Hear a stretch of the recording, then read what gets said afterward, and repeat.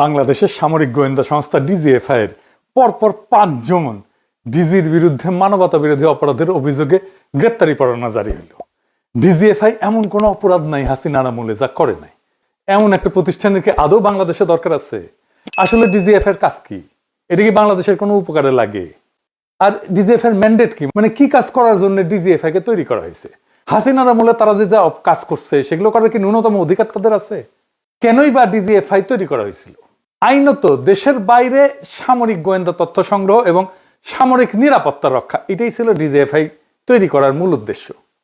কিন্তু বাস্তবতা হইল ডিজিএফআই সেটা বাদ দিয়া বাংলাদেশের অভ্যন্তরে কাজ করে রাজনীতি নিয়ে, যেটা তাদের সাংবিধানিক বা নীতিগত ম্যান্ডেটের বাইরে।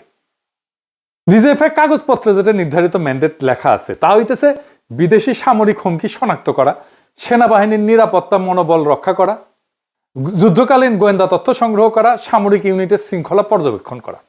এটা সামরিক বাহিনীর আওতাধীন হওয়ার জন্য ডিজিএফআই এর শুধুমাত্র প্রতিরক্ষা সংক্রান্ত বিষয়ে কাজ করার কথা।